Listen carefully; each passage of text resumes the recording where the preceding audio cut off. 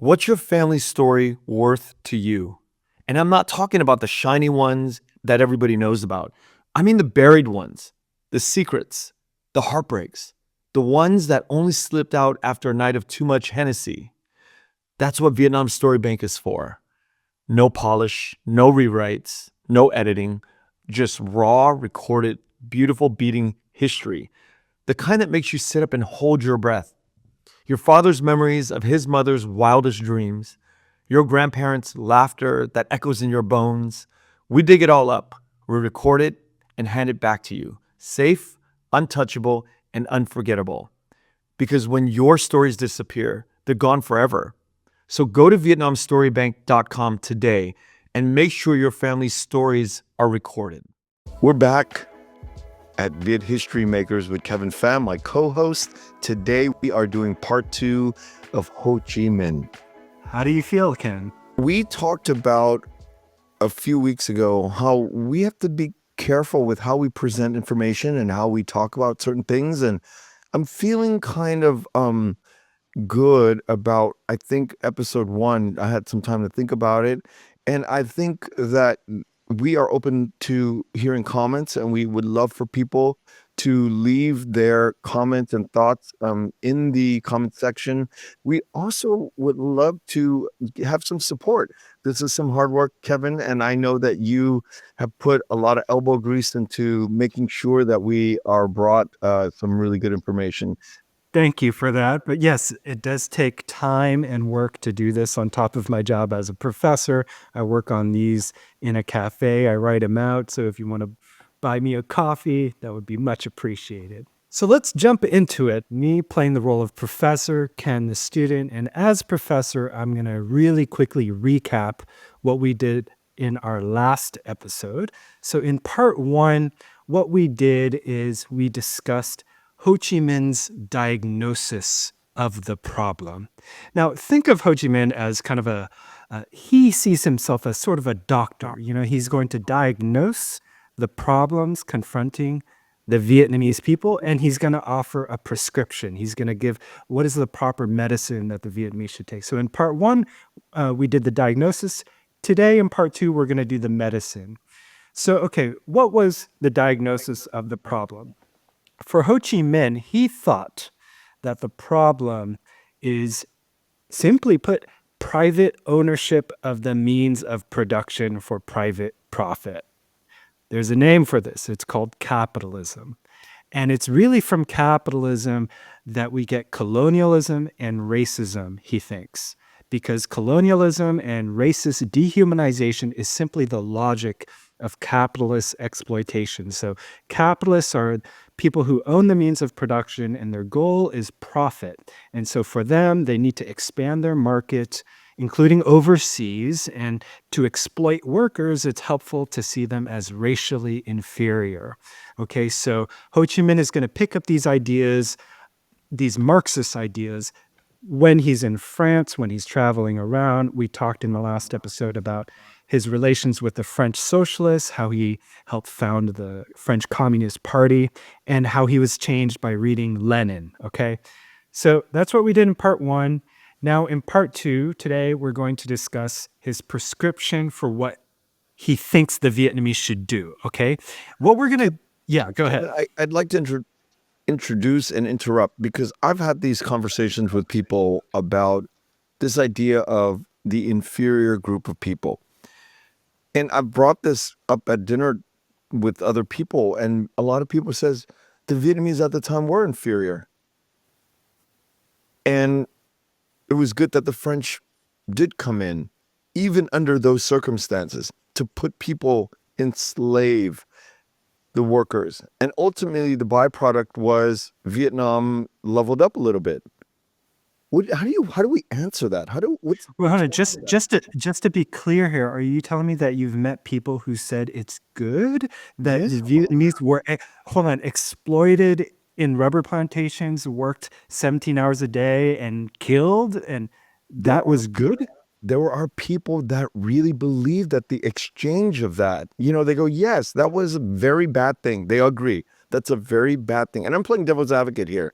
But ultimately, we came out ahead of where we as Vietnamese people, we had buildings built, we had more technology in the country, we had a hierarchy, monarchy was out. You know, they attributed all these great things to the French. And when we think about capitalism, you and I can really, take a 30,000 foot, observation about this. But I get pushback sometimes with older people saying, it's just part of leveling up. That's what they did back then. And, we just have to put ourselves in the context of the time. We needed that. What do we say to that? This is actually really interesting because you can kind of take this one of two ways. You could actually fit this argument into a Marxist narrative. It's the breaking a few eggs to make an omelet argument, where the argument is that history moves in stages. So societies change, their economic relations go through stages. And so the argument is that after you need capitalism, and then it paves the ground for communism. So you might make that argument. But another argument there is one that's justifying colonialism, that these are backwards peoples. And so we need, quote unquote, civilized people to go in there and to help bring them along. Now, the problem with that argument is the question of, well, okay, when can those so-called backwards peoples govern themselves? At what point? Would you know when to leave? Yeah. And so actually, historically, during the period of decolonization in the 60s, many in Europe saw that as evidence of the success of European colonialism, because they were like, look, we helped them out for decades, and now they are ready to govern themselves. So I think that's very interesting. But for Ho Chi Minh, he's going to say, the French exploited our labor, dehumanized us, and the solution now is communist revolution. And so that's what we're going to do today. We're going to discuss what his prescription was, okay? But I'm glad you brought that up. That's really interesting. So we are going to focus on what Ho Chi Minh said, what his ideas were, what were his goals. So what did he think the Vietnamese should do?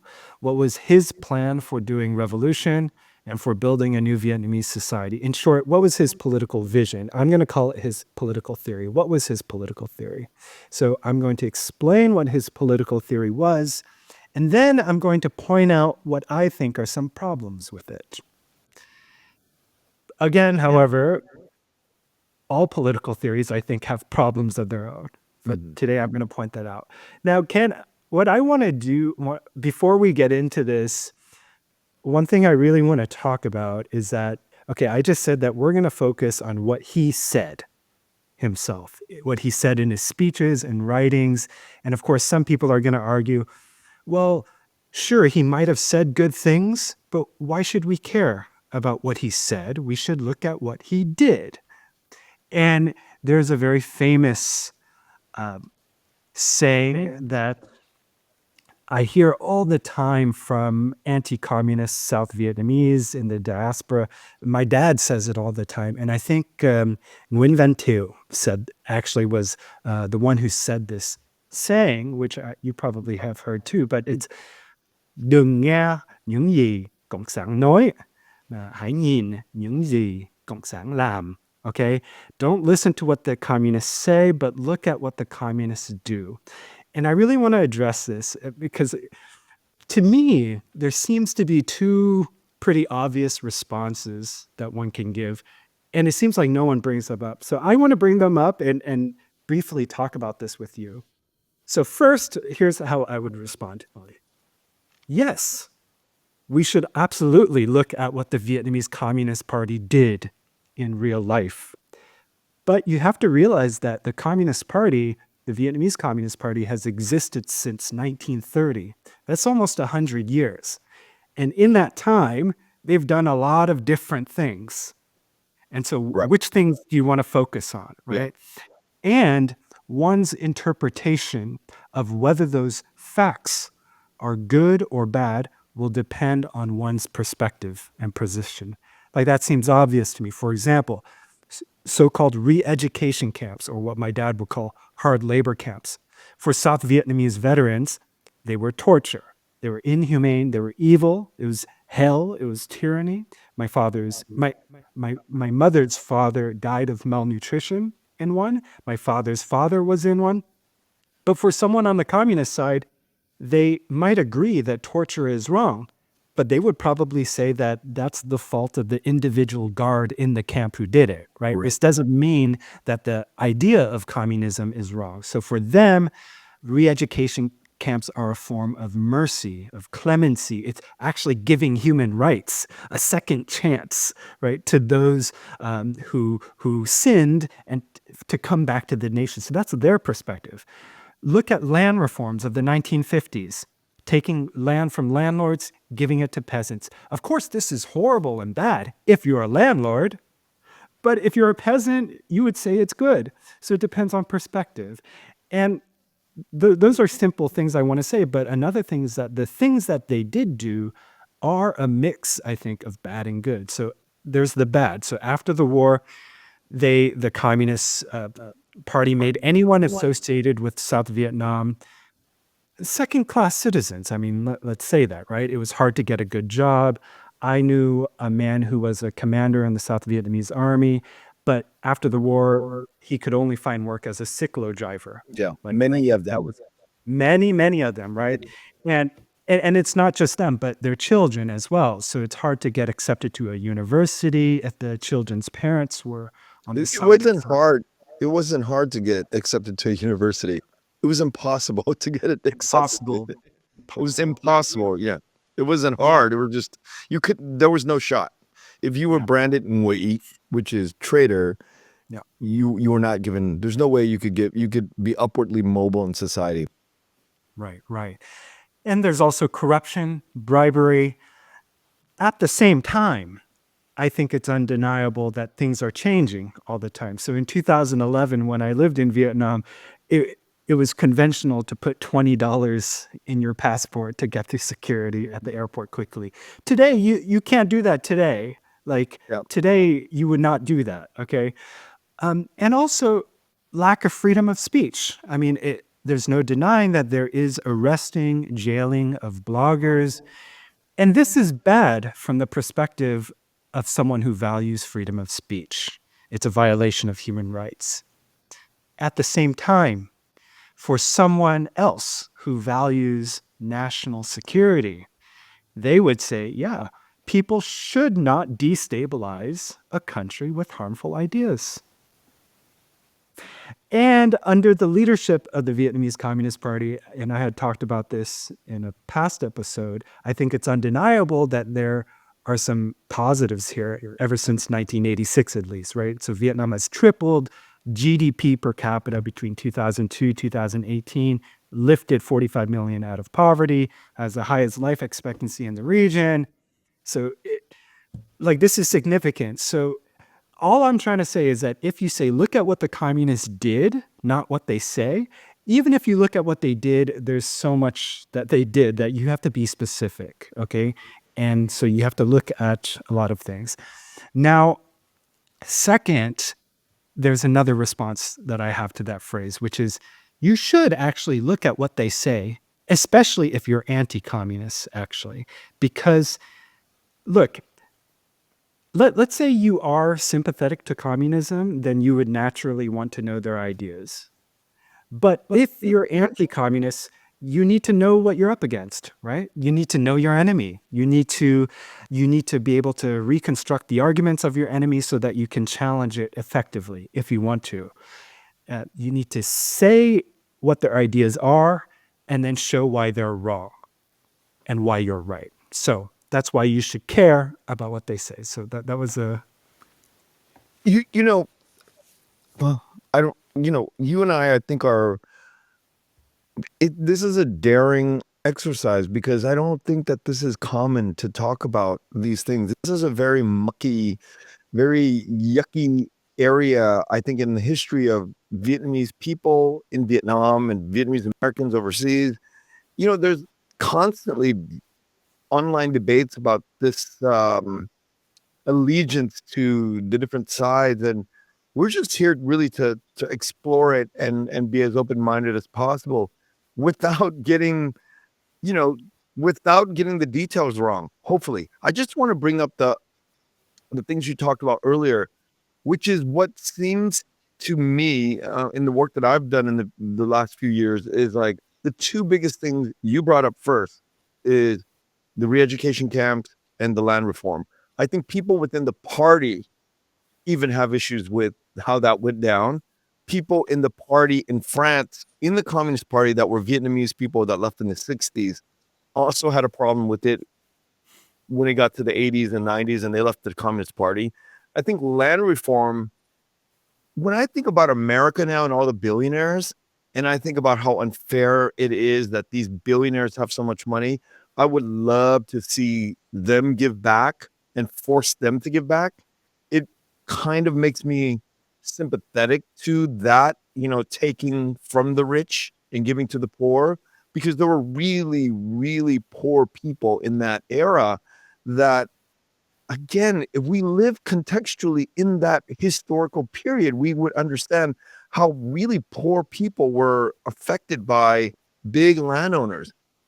And so these things are things that we're so removed from those times that I don't think that we can really grasp it fully when we think about these landowners and rich people and billionaires, of that time being persecuted and robbed of their property and land. Look, I'm not going to beat around the bush. One thing that everybody can do is they can go to this website where they can visualize Jeff Bezos's wealth on the screen. Like a tiny square is $90,000, maybe the income of a family, and then all the orange is the wealth that he has, and you can Yeah. scroll for hours, and that tiny dot is long gone, and it's just a sea of orange. I remember my friend saw that. She said it really bothered her for days. It made her furious, man. If you think about the mechanics and the leverage of capitalism, ultimately there are late stages of capitalism. And what does that mean? Late stages means that eventually you get leveraged, all the poor people get leveraged out of money and land and power. It goes to one side if it's unbridled, if it's unprotected. And I think that's the nuanced conversation that people don't really think about. We are in late stages of capitalism where it is becoming a very weird and odd place that we're living in, is that because all these things are in place, the laws and the way that capitalism works, it becomes funneled into, you know, concentrated into very rich people. And we don't think of that often. In the 1950s, America had a very beautiful spreading out of the rise of the middle class with the industrialization, Henry Ford, and being able to kind of like everybody almost being, having all this opportunity to buy homes and cars. And it is very different today. And I think that's something that, if we think about the land reform of the communists and the Viet Minh of the era, they were probably experiencing that sort of that taking of the French and Vietnamese rich people of the time, and that's where the revolt happened. Yeah, yeah. And the big question is, I think a lot of people can agree on massive inequality is bad. Now, not everybody will agree. Some people will say, well, it's good that billionaires are there and so on. But I think a lot of people will agree that there's something wrong with this. Now, where people will disagree is, what do you do, right? Yeah, What's the that's the plan hard part. forward? What's the And this plan is, I forward? think, the really what we're focusing on with Ho Chi Minh and perhaps the people we talk about after Ho Chi Minh is sort of what went wrong or what did they do right? Yeah. Okay, good. So let me now give some very quick historical context, and then we'll discuss some what I would say are a few key tenets of Ho Chi Minh's political theory. Okay, history. So 1941, Japan attacks Pearl Harbor, and this brings the United States into World War II. Now, at this time, the Vietnamese people are especially the anti-colonial Vietnamese, are hopeful that the U.S. will beat Japan, right? Many of them do not like Japan occupying Vietnam. So many Vietnamese are looking at positively at the United States. In that same year, Ho Chi Minh returns. He goes to the north of Vietnam. And so Ho Chi Minh at this time, he's actually going to downplay communism, and he's going to appear more nationalistic because what he wants to do is he wants to create a united front against colonialism. So it doesn't matter if you're communist or anti-communist, if you're against the French, join the Viet Minh. So in 1943, Ho Chi Minh asked the United States, hey, can you partner up with us to fight Japan? And so by 1945, as we know, World War II comes to an end and Japan loses, right? And so they overthrow the French government in Indochina. And this is when Vietnamese revolutionaries take advantage of this power vacuum and the Viet Minh seizes control. This is the August Revolution.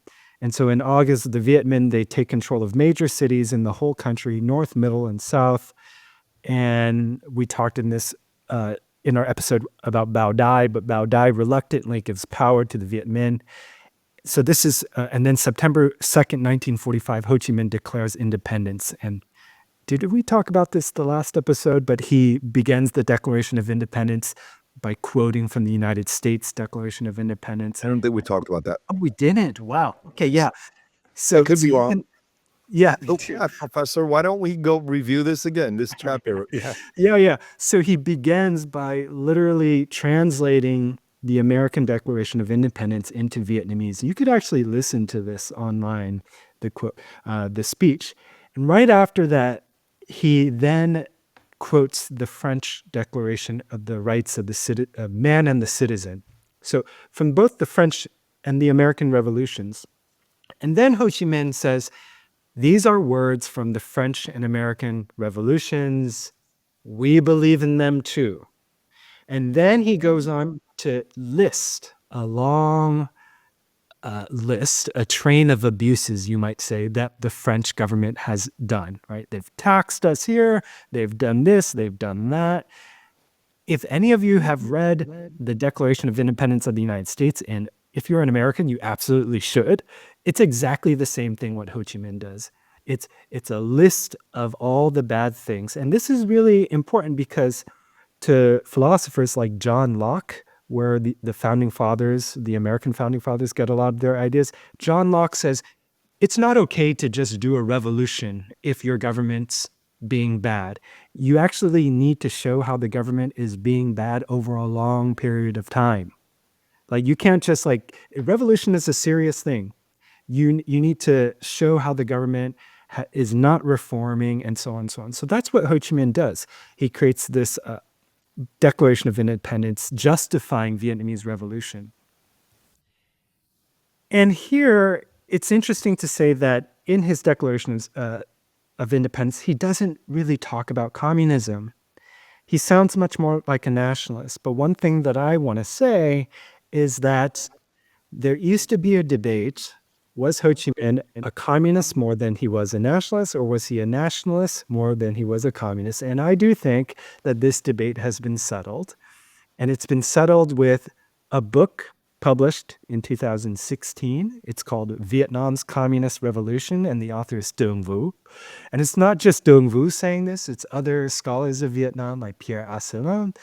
And so they are essentially saying Ho Chi Minh was through and through a believer in international communist revolution, world revolution. And they use him, and the other leaders in the Communist Party used nationalism to carry out a worldwide communist revolution. Now, this is really interesting because the implications here is that the Americans who were pro-Vietnam War, that's what they were arguing. And the Americans who were peace-loving and wanted the U.S. to withdraw, they were the ones saying that, no, the Vietnamese communists aren't really communists, they're really nationalists. And so now you get into this awkward situation where essentially the war hawks are being vindicated. But of course, if you're a communist, you would like that. You would say like, oh yes, Ho Chi Minh really was a communist. Do you know what I mean? There's two things that I'm thinking in my mind. Yeah. Before a major flip in the government or a revolution, there's this idea that we need to overthrow the billionaires, the ruling class, right? We need to take over.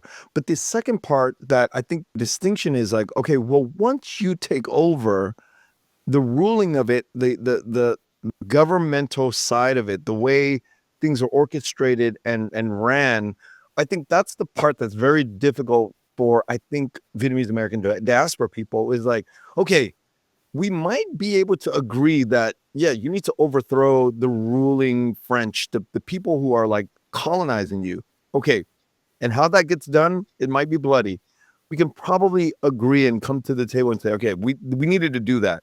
But I think the hard part, and we're not going to get into it today, but I just like to plant the seeds for our audience that is probably the hard part to chew on. The hard part to digest is that how do you rule after you've already taken over? And I think that's where I think the debate and the mucky area of Ho Chi Minh and the people that came after is the thing that we often are unhappy about in the diaspora. Exactly, because the question becomes, what are you going to replace the old rulers with? Are you going to go back to what you had before? Are you going to have a monarchy before? Or are you going to have something new? Are you going to have a parliamentary democracy, Yeah. a liberal democracy? Or what kind of system are you going to have? Who is going to have power? This is exactly the question on every revolutionary's mind. So they have a clear vision, though a revolutionary has a clear vision of what to replace it with, and it's going to be something very different from before. So Ho Chi Minh is a revolutionary, meaning he has a vision to radically change Vietnamese society away from monarchy, away from colonial capitalism. His vision, and I have a name for it, I made this name up, this is what I'm going to call it, and I'm going to say what I mean by it. I call his vision, and this is a theory of revolution, I call his vision paternalistic democracy. And here's what I mean. Listener, you got to stick with me here, okay? Mm-hmm.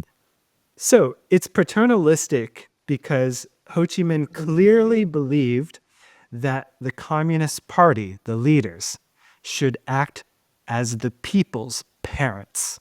The masses of Vietnamese people are similar to undeveloped children. They're not so educated. They're in many ways ignorant. They are in need of moral guidance, in need of political guidance. And the Communist Party is supposed to be wiser, more virtuous, and they're supposed to guide the masses. So that's why it's paternalistic. It's like a parent, right? Parties of parents, people, the masses are Sounds children. very Confucian to me. Oh, yeah, absolutely. We're going to get there. We're going to get there. So the Communist Party must be good parents. And in order to be good parents, they have to cultivate what Ho Chi Minh calls đạo đức cách mạng, revolutionary morality, through a method that he calls criticism and self-criticism. We're going to talk about this. And only then could the people be guided towards the socialist project. Now, that's the paternalism of it. How is it democratic at all, right? So at the same time, Ho Chi Minh thinks that this is democratic because even though the government is the parents and the people are the children, the government is really the servant of the people who are the masters of the country. He's always saying that. The people are the zhou. They are the masters, the owners of the country.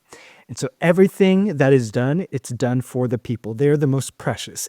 So there you go. It's like the people are masters who are children, children masters. Ken, does this sound like a contradiction or not? Do you think it could not be?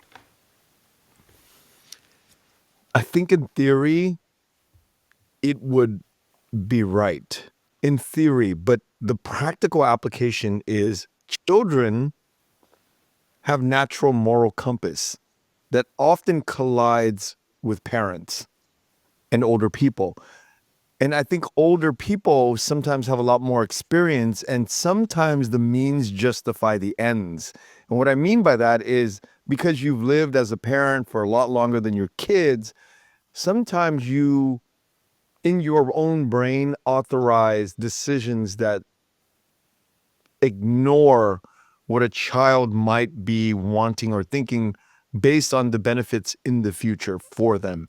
And I think that when we as older people declare that we know more than the children, that is where things start to go weird and haywire. But it's very difficult to kind of balance what adults know versus what children's natural moral compass is. You know, I get questioned by my kids all the time. Why do you do that? Why do you do that? And I know I'm clearly wrong. So I have to be honest with them. And I have to take a very brave approach and courageous approach to say, you know what? I am wrong. You're right. You're right by calling me out. And I give you the keys to my moral compass now. You can call me out and you should call me out. But that's decades of living in both the Confucian world with my mom and dad and living in an American world where, you know, we can't take it too far with Americans take it too far. And I think Vietnamese people from a previous generation with the Confucian ideas take it too far. So I mean, I'm going to boast and say, I think my way is the best way because I can take both of these systems and really integrate it into the way I live my life. And I think it's, for me, I think it's the right way to do it. But it's hard to get governments to do that. This is great because this is a perfect segue into the next few points that I want to make. Just to organize this conversation for the listeners, the three things I want to touch on is number one, Confucianism and Leninism. So that's one aspect of Ho Chi Minh's thought. His anti-individualism, that's another. And his notion of democracy as dictatorship of the proletariat. We're going to go through this. So Confucianism and Leninism, Ho Chi Minh sees these as perfectly compatible because what Lenin emphasized was the need for a vanguard, the need for a professional class of revolutionaries. The idea was that the masses of people will never do revolution on their own. They can never. If you leave workers alone, the best that they could come to is maybe trade union consciousness, according to Lenin. So he's going to say you actually need intellectuals, you need smart revolutionaries who are trained to lead the people. And this idea of leading the people through leaders is also very Confucian. So for Confucius, the duty of the government is to look after the people. That's like a parent, exactly what you were talking about. And at no point should the people be consulted about how this should be done. You should never ask your children, hey, how should I rule you? That is not Confucian. However, and this is really important, there is a Confucian tradition of remonstrance. So you should actually listen to your children. You need to ask how they're feeling. You need to figure out what their needs are. You do really need to listen to them all the time. That's being a good Confucian ruler. But you never take their advice. You listen to what they need, and they tell you their complaints. And then you have to care for them. But you don't let them tell you how to rule them. Do you know what I mean?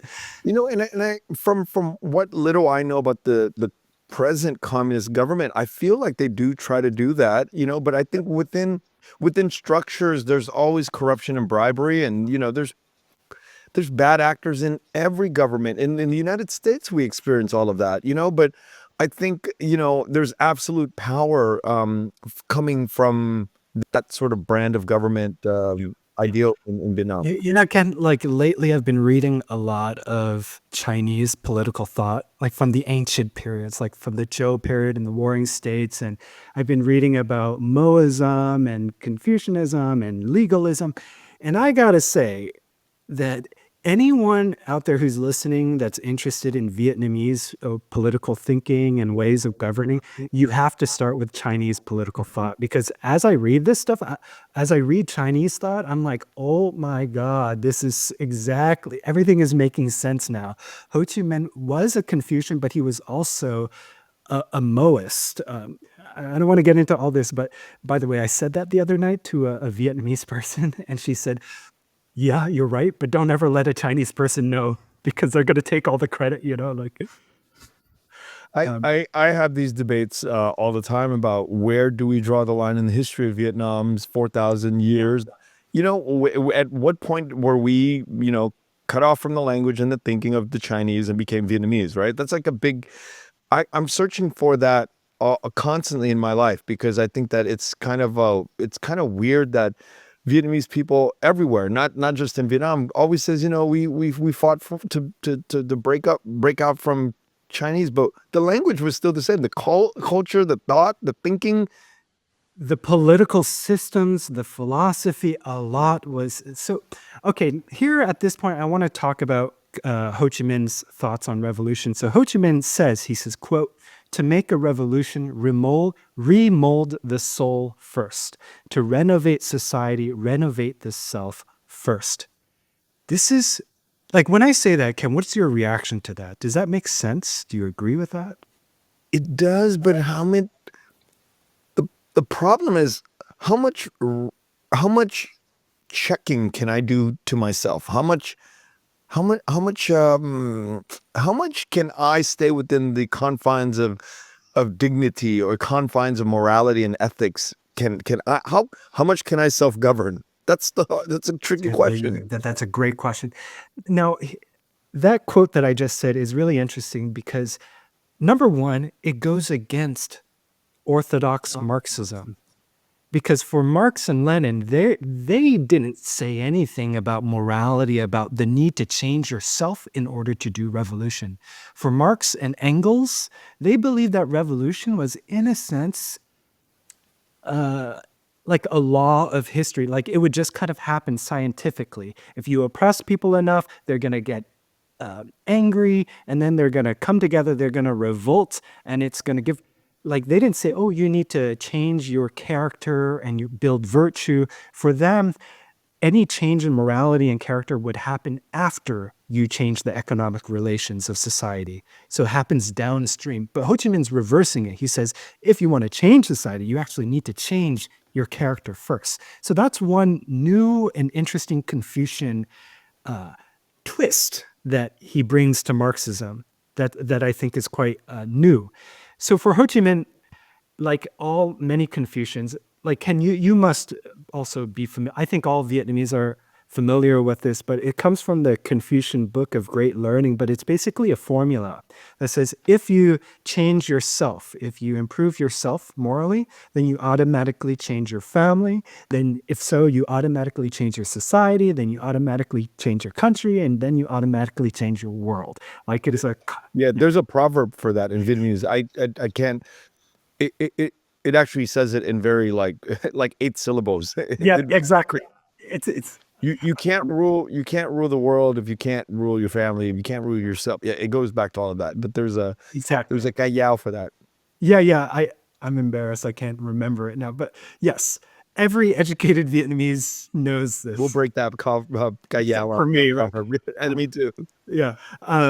But it's not, this is really from the Confucian Book of Great Learning, and it's this cause and effect thing. And so that was the theory that Ho Chi Minh adopted. And so he says, to become a true revolutionary, you need to focus on the 4 words of industry, gun, thrift, kiam, integrity, liam, and righteousness, jin. So he's going to say that these are revolutionary virtues, essentially. He also talks about other virtues, so humaneness, nyan, again, righteousness, nye, knowledge, ji, courage, zung, and integrity, liam. So he says all of this together is essentially revolutionary morality. So if anyone knows about Confucianism, these are Confucian ideas.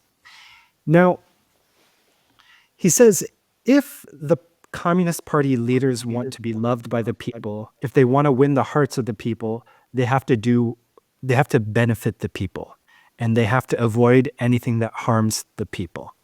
Okay. All right. Now, at this point, listeners are going to remember Phan Chu Trinh, our episode on Phan Chu Trinh. What Phan Chu Trinh was trying to do was marry Confucianism with liberalism. But Ho Chi Minh is going to marry Confucianism with Marxism and Leninism. So Ho Chi Minh says, and I'm going to quote, "To our Vietnamese people, we should self-rectify our mind by reading Confucius's works, and with respect to revolution, read Lenin's works." Okay. And this is important because French colonialism had poisoned our people by alcohol and opium. They used any trick to corrupt our nation by bad habits like laziness, artfulness, embezzling, and others. It's our responsibility to re-educate our people. Again, to re-educate our people. This is what party members need to do. He says, quote, "We need to induce our people to become courageous, patriotic, and industrious, fit for the independent Vietnam." So, okay, notice that the people are like children. They need to be re-educated. Do you agree with this, Ken? I mean, yeah. I mean, we could never have enough re-educating on ourselves. We can never have enough working on ourselves. So yeah, I do agree with that, in some way. But again, all of this is relative and contextual. Like, how much do we need to work on ourselves as a normal person in society where the government or our elders are saying, oh, that's enough. That's good enough, right? Like, where's the line? Yeah. Yeah. And so this brings us to the second point that I want to make, which is Ho Chi Minh is really anti-individualist. He thinks that's the biggest poison to any revolution. Chủ nghĩa cá nhân, individualism. So to get rid of individualism, he thinks you need to engage in criticism and self-criticism. You need to criticize yourself constantly. This is a very, very well-known communist revolutionary technique. It's created by Stalin, and Mao Zedong popularizes it. So the idea is that every day you tell yourself in front of people, or you tell people the mistakes you made as a revolutionary. So I was reading this memoir. It's by a French anthropologist, and he was kidnapped by the Khmer Rouge in Cambodia. And he was able to witness one of these sessions where they had the communist leader standing in front, and the Communist Party members sitting down. And then he's like, "Okay, who's going to criticize themselves today?" And one guy goes, "Okay, I'll go. I was a bad revolutionary. Yesterday, I was lazy, so I forgot to take in everybody's clothes when I did the laundry, so I left them outside and they got wet, which delayed time for us. I won't do it again." And so the commander goes, "Okay, satisfactory." And then this is really interesting. He's expecting somebody else to volunteer the criticism. And what does he do?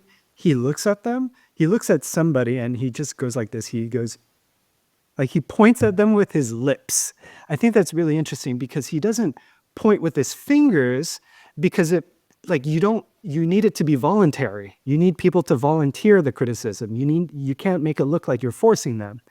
But also, pointing is probably rude in some cultures too. But still, the point is that you need to volunteer criticism.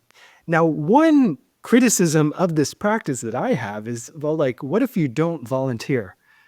Like, what if you think you're a good revolutionary? And then if you don't volunteer, then somebody's going to be like, oh, Kevin thinks he's a better revolutionary than all of us, So, and this later on, Nguyen Man Tung or other Vietnamese are going to say that what this produces is fakeness, that people will start lying about their own criticisms. And so then they stop being sincere. But Ho Chi Minh always kept saying that all self-criticism must be sincere. It's like going to the doctor and like purifying yourself. It's a ritual of purification, essentially. It's like Catholic confession, kind of. But the difference, though, is that it's public. It's not like private between priest and you, but it's like in front of everybody. A lot of these ideas are half-baked. And there's no way to fully bake them. This idea of like everybody should make the same amount of money. Everybody should be equal in society. No, I have to stop you there. So I do think this is a misconception of communists Oh. ideology. I think it's a very big misconception. I'm being very like the general population. That's sort Yeah, of yeah, yeah. This is we all great. understand what we all understand of communism and what we think communism is that like everybody has to be equal. I'm a doctor. I only make $400 a month. No. Right? Okay. This is good that you're bringing this up. And let me clarify this for everyone.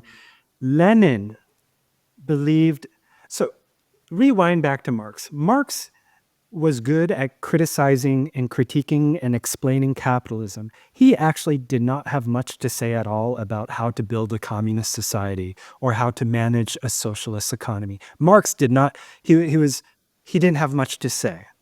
So this is why Lenin is important, because Lenin's going to come in and he's going to give a much longer answer to how can we bring about communist revolution, according to Lenin, okay? Now, that's why there are people who call themselves Leninists, because they agree with Lenin.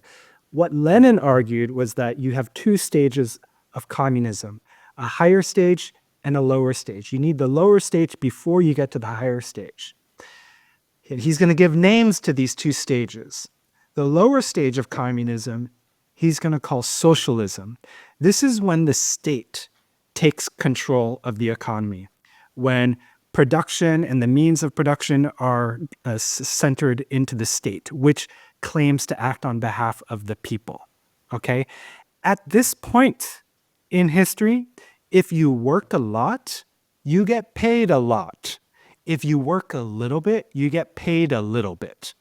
That is the principle. And so the slogan here is from each according, to, oh man, I'm going to get this mixed up.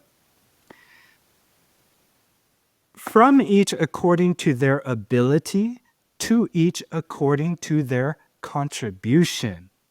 That is not the slogan of communism, which is the later stage. And that slogan will be from each according to their ability, to each according to their need. So Lenin believed that first you need a strong state where you have this socialist principle.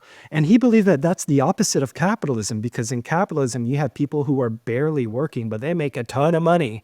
And you have people who are working a lot and they make very little money. But in socialism, it's the opposite. If you work a lot, you get paid a lot. Work a little, you get paid a little. That was the idea. And then he believed that the state would eventually wither away once people become accustomed to this. And then you would have a communist society, which is the ultimate form of society, which is basically a classless society where everyone would kind of be working as if it's a big family, you know, like I cook for my family during the pandemic. I loved cooking for my family. I'm working. And it's because I love my family. I'm laboring for my family. And I do it voluntarily. And so Lenin believed that we would eventually reach that world. He never really said how long it would take, but that was the theory there. So I just want to clear that up, that the idea is that it's not that everyone is and like equality of outcome. I think that's the name that people, Marx and Engels never said anything about equality of outcome ever. Never. In fact, they thought equality in that sense was a total bourgeois, ridiculous idea. So this idea that communists want everybody to get paid the exact same thing, that's not at all to be found in Marx. And if anybody could find it in Marx, please tell me. You'll become famous for discovering some. Yeah. Yeah, I think thank you for clarifying that. I think for the most part, I think I was raised with that sort of like thought, you know, that everybody should be equal, but there's a nuanced conversation there that we rarely talk about. Yeah. Okay, I want to go to one last point, which is this idea of democracy according to Ho Chi Minh, and then I want to talk about how these ideas could be problematic. Okay, democracy. When you think of democracy, what do you think of, Ken? What is democracy? Everybody gets to vote, and the majority gets to sway the rules. Okay, good. That's actually not far from, you tell me if this is far.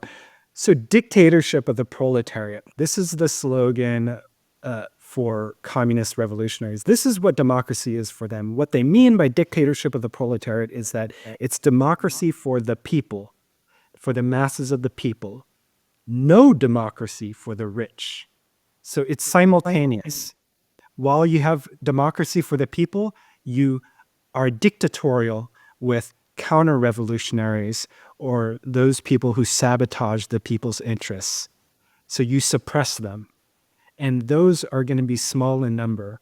So they are you suppress that minority essentially. They are the capitalists, they are the bourgeoisie, they are the enemies of the people. You don't give them any democracy, but you give the masses democracy. So this is what's called dictatorship of the proletariat. I think that's pretty easy to understand. And this was Ho Chi Minh's idea. You need to serve the people, you need to fight the people's enemies. Do you agree with that, Ken? I mean, it's beautiful to think like that. It's kind of interesting to like, have it in theory, but I think when you really boil down the practical application of it, it's not going to work because really smart, hardworking people make a lot of money. And they are usually the people that are capable of making decisions and become government people or affect government people. They're friends of the government. And they ultimately are the ones that somehow find a way to lobby their wants and needs to become more rich.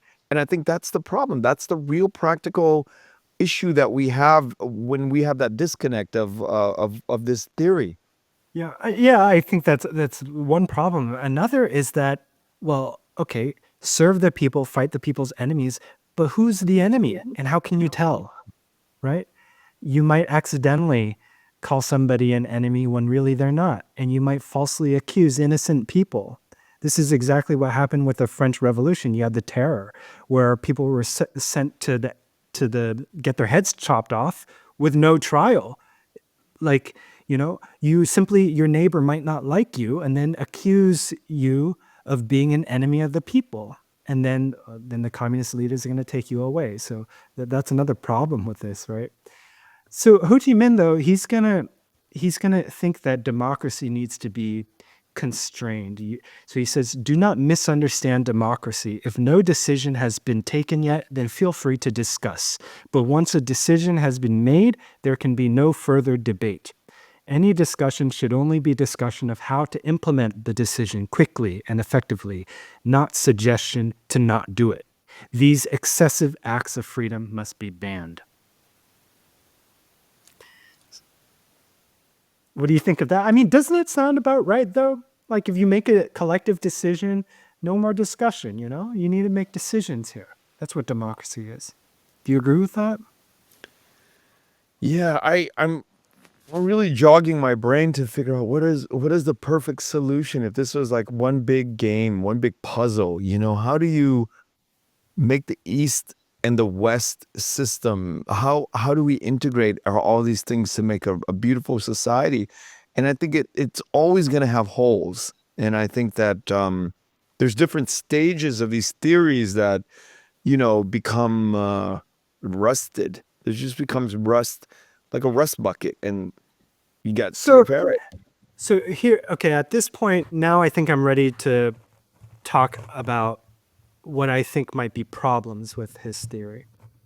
So, by the way, there is a lot more to say. Like, he had a lot to say about democracy. Like, after he declares independence on September 2nd, 1945, he says, we're going to have elections soon. And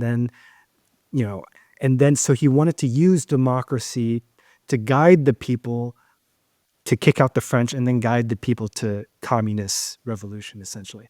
But anyway, so here's number one. One problem is, I think, Ho Chi Minh never made it clear when or if the people would ever grow up and lose their status as undeveloped children in need of guidance. Right? So the people are to remain under the guidance of the party forever, essentially. And so this could be frustrating, obviously, to anybody who's seen as just part of the people, right? But then to counter this, I had mentioned free speech and the lack of free speech and so on. I actually taught a class not too long ago where I asked my students, would you rather live in a country where you have full freedom of speech. You can criticize your government, you can say whatever you want, but it's housing is expensive, education's expensive, it's hard to get access to healthcare, that's expensive. Or would you rather live in a country where healthcare, housing is given to you, secure for you, but you don't have any free speech? What would you choose? Which country would you live in? And you would be surprised. That sounds very, very much like Singapore, to be honest with you. And I was just about to say this. I had a student in the class who was from Singapore, and he said, I'm from Singapore, and that's actually the second country that you described. And I would choose that one. He said, I would choose that one. Yeah. And Lee Kuan Yew really made sure that he got, the housing situation under control. He made sure he got healthcare, education under control. And it was a dictatorship. It was a benevolent dictatorship by one man. I'm really glad you're bringing up Lee Kuan Yew because I've been on a kick reading him, watching his speeches. I mean, he is this almost the archetype of the Confucian leader, right? Very, he interferes in your personal life and he says it's for your own long-term good. And then if you look at Singapore today, you could probably make the argument, yeah, people love him. He's well respected, right? Yeah, I mean, look at their society. They did it right. But again, 3 million, 4 million people at the time, a lot easier to manage than 70 million people. Absolutely, absolutely. Yeah, I mean, Singapore is what, 5 million people? Vietnam's 100 million. So exactly. I mean, I think at the time Lee Kuan Yew he was actually just 3.5 million or some. Right. That was a very low amount at the time, Yeah. and he really was able to manage things. And he's a British educated lawyer, and so he married the Confucian. So I think somehow that might be the closest you can get to a good model, which is the Singapore model. We can get into that much later down the road, but So another problem, a potential problem, by the way, I think all ideologies have problems. Okay, I'm not just singling out Ho Chi Minh's. Second, citizens might choose to refuse their child-like status, right? And so they're going to call for more freedom of speech, more freedom to criticize the government.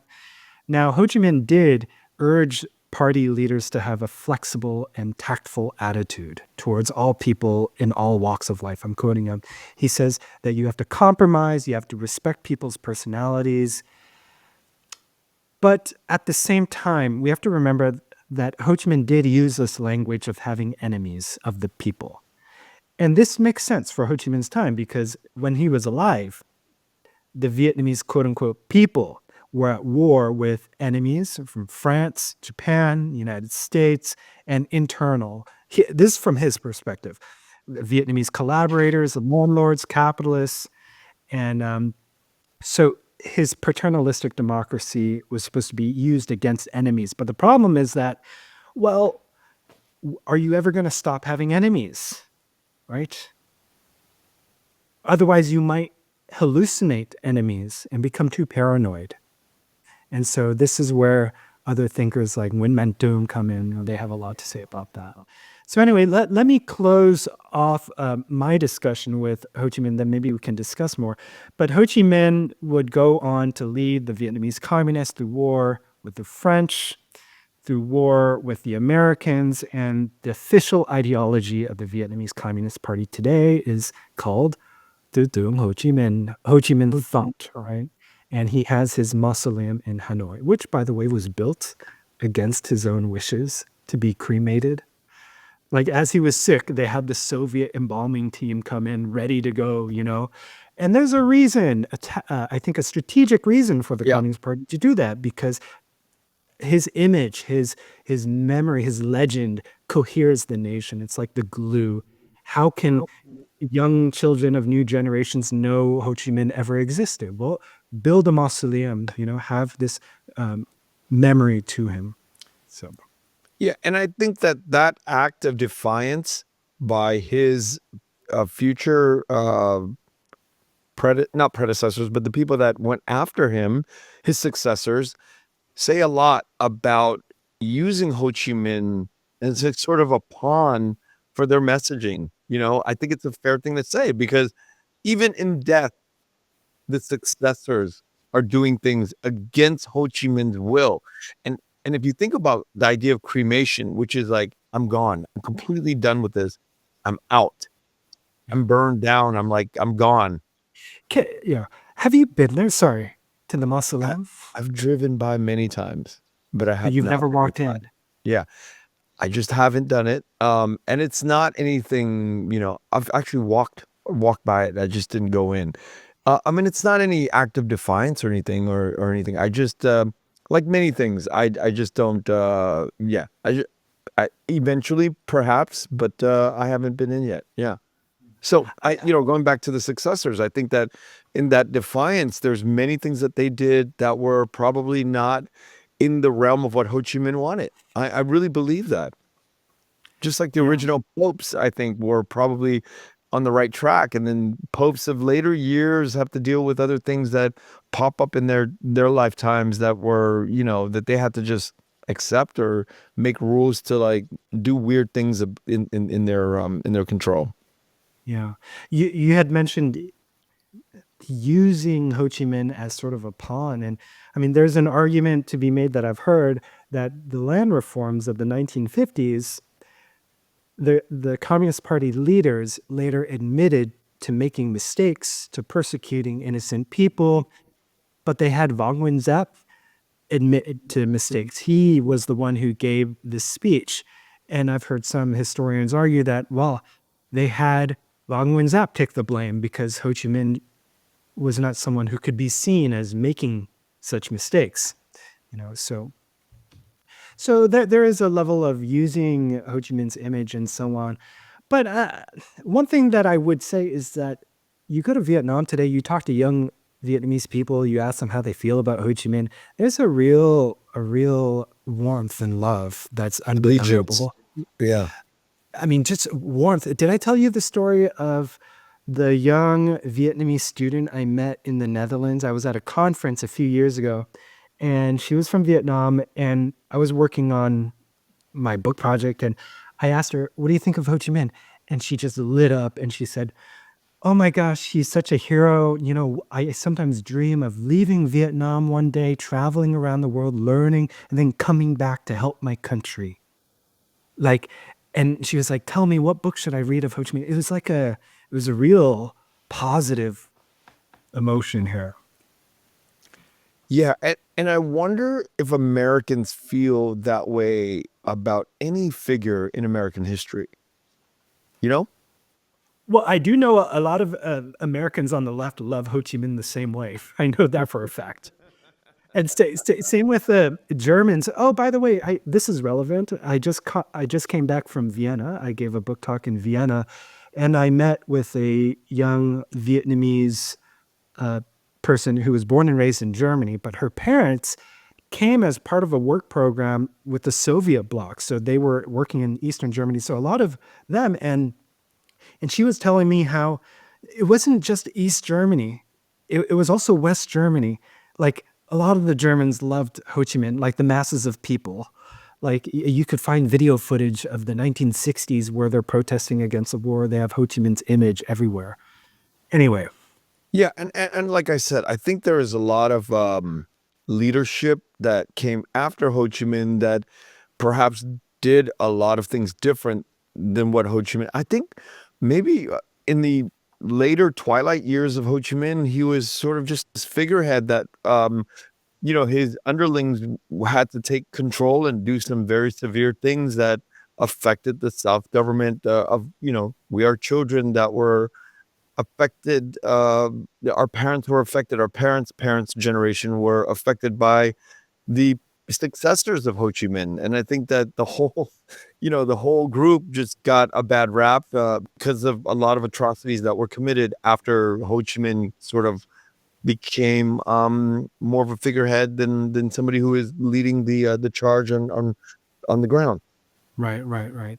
So Ho Chi Minh's actual influence in the party would be kind of wane over the years. You know, he would eventually be sidelined by figures like Lê Duẩn, and Jung Chin would eventually become the leading theorist and so on.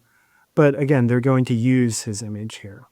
Yeah, and I really do want to hear more about Lê Duẩn. You know, I think that is somebody that I am very curious, because I think he took the mantle and he grabbed the flag at right after Ho Chi Minh, and really made the big decisions for the country after Ho Chi Minh, correct? Yeah. And also, I mean, Lê Duẩn death would also mark a big turning point for Vietnamese party politics as well, because that would allow some freeing up to do, pave way for things like Doi Mai and so on. Wonderful, Kevin. So I think we are probably going to be able to tease out our next episode with probably Lê Duẩn, and we'll counterbalance somebody after Lê Duẩn, because I think we're going hard in the paint with these two figures. Wait, do we know who we're doing in the next episode? But no, I don't know. I'm making an argument for Lê Duẩn. Oh, really? I thought we were going to do Nguyễn Văn Thiệu. Well, you're right. That's what we talked about. So let's do Nguyen Van Thiệu first, and then return back to Lê Duẩn. Just so, dear audience, we would love to balance out these viewpoints, and we don't want to lean too heavily one way or the other, and we want to keep things, very fair and balanced. Yeah. Thank you, Kevin. Thank you.